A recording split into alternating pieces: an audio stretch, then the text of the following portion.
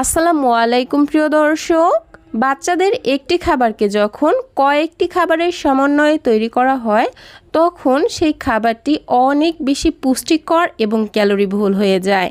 আর আজকে ঠিক তেমনই একটি খাবারের রেসিপি শেয়ার করব। পুষ্টিকর এই খাবারটি তৈরি করে আপনারা 7 মাস থেকে 5 বছর বয়সী বাচ্চাদেরকে খাওয়াতে পারবেন। বাচ্চারা অল্প খাবারে বেশি পুষ্টি পাবে এবং তাদের দ্রুত ওজন বাড়াতে সহায়তা করবে। তো আজকের এই খাবারটি তৈরি করতে আমি প্রথমেই নিয়ে নিচ্ছি 4টি খেজুর। খেজুর 4টিকে খুব ভালোভাবে ধুয়ে নিয়েছি আর এখন মাঝখানের বীজগুলোকে ফেলে দিয়ে এই খেজুরগুলিকে একটা বাটির মধ্যে নিয়ে নিচ্ছি। আর কিছুটা পরিমাণে পানি দিয়ে একটা সাইডে ভিজিয়ে রাখছি মোটামুটি 10 মিনিটের জন্য।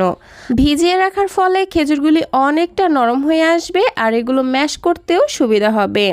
যাই হোক, আমি অন্য আরও একটি বাটির মধ্যে নিয়ে নিচ্ছি বাচ্চার চাহিদা অনুযায়ী চিরা।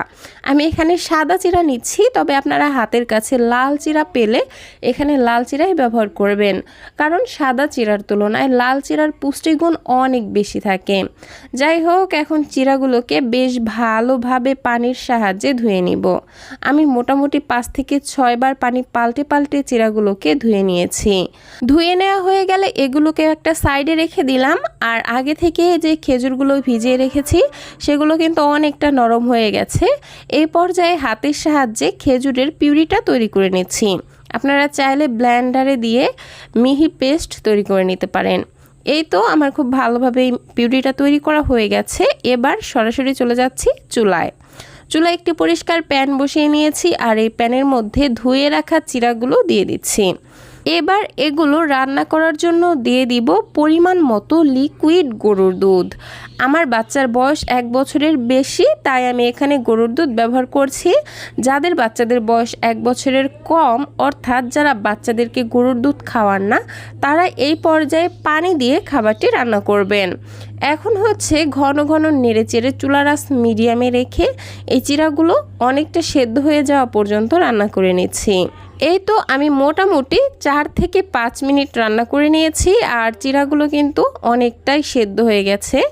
আর এই পর্যায়ে আগে থেকেই ম্যাশ করে রাখা খেজুরের পিউরি দিয়ে দিচ্ছি আর খুব ভালোভাবে নেড়েচেড়ে মিশিয়ে নিচ্ছি। চিরা রান্না হতে কিন্তু খুব বেশি একটা সময় লাগে না, খুবই ঝটপট রান্না হয়ে যায়। প্রিয় দর্শক, খেজুর বাচ্চাদের জন্য একটি অত্যন্ত পুষ্টিকর ও হেলদি একটি খাবার। এটি রক্তে হিমোগ্লোবিন বাড়ায়, কোষ্ঠকাঠিন্য দূর করে এবং দাঁত ও হাড় মজবুত করে। প্রাকৃতিক মিষ্টি ও ভিটামিনের চমৎকার উৎস হওয়ায় খেজুর বাচ্চাদের মস্তিষ্কের বিকাশ ও রোগ প্রতিরোধ ক্ষমতা বৃদ্ধিতে দারুণ ভূমিকা রাখে। যাই হোক দর্শক, আমি কিন্তু এই খাবারটি আরও বেশি পুষ্টিকর এবং ক্যালোরিবহুল করার জন্য 1 চা চামচ পরিমাণ মিক্সড বাদামের গুঁড়া দিয়ে দিয়েছি। এখানে মোটামুটি 3 থেকে 4 ধরনের বাদাম একসঙ্গে গুঁড়া করা রয়েছে, যা বাচ্চাদের জন্য খুবই উপকারী এবং একটি সুপারফুড হিসেবে ধরা যায়। যাই হোক, সব কিছু খুব ভালোভাবে নেড়েচেড়ে মিশিয়ে খাবারটিকে ঠিক এই রকম ঘনত্বে রেখে আমি চুলাটা বন্ধ করে দিচ্ছি। আর নামানোর আগে আমি আরও একটু পুষ্টিসম্পন্ন করার জন্য এবং আরও একটু মজাদার করার জন্য দিয়ে দিব একটি পাকা কলা। খুব ভালো পাকা দেখে কলা দিবেন, তাহলে মিষ্টির পরিমাণটা খুব ভালো হবে আর খাবারটিও ন্যাচারালভাবেই অনেকটা মিষ্টি হয়ে যাবে। যাই হোক, খাবারটিকে ঠিক এইরকম ঘনত্বে রেখে চুলা থেকে নামিয়ে নিচ্ছি।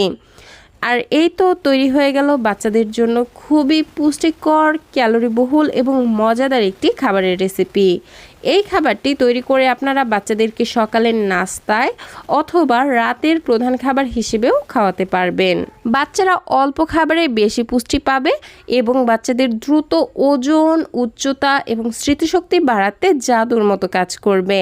যাই হোক দর্শক, এ ছিল আমার আজকের আয়োজন। ভিডিওটি ভালো লাগলে প্লিজ একটি লাইক দিবেন এবং বাচ্চাদের জন্য এরকম আরও নিত্য নতুন সহজ এবং পুষ্টিকর খাবারের রেসিপি পেতে প্লিজ আমার চ্যানেলটিকে সাবস্ক্রাইব করে পাশের ঘন্টাটি বাজিয়ে অল সেট করে রাখবেন পরবর্তী ভিডিওর নোটিফিকেশন সবার আগে পাওয়ার জন্য।